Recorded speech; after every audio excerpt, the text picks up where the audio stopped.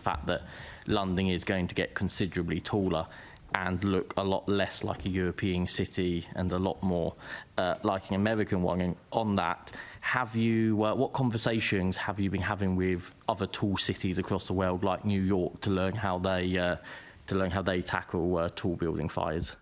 So we have contacts into all the major urban fire services in the world, from kind of the fire department in New York through to LA, through to Paris and the other major cities, Singapore.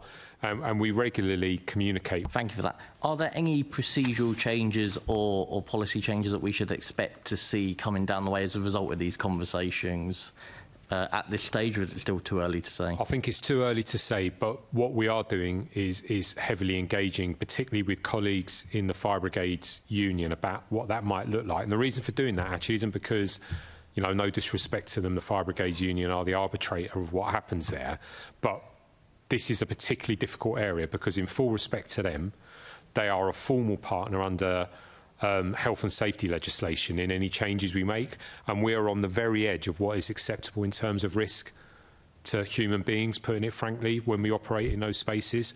So actually, our experience at the Fire Brigades Union is, whilst the conversations can be very challenging, we kind of value their role because they act as a conscience in terms of how far we might stretch that.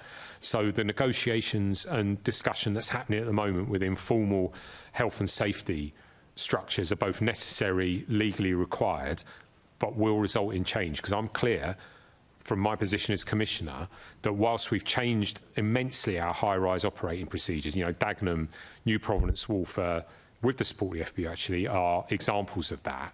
It's going to have to change again, because when you've got a London plan that speaks to 2 staircases, speaks to the necessary addition of evacuation lifts, speaks to complex fire engineering in very tall buildings, we have to adjust with it.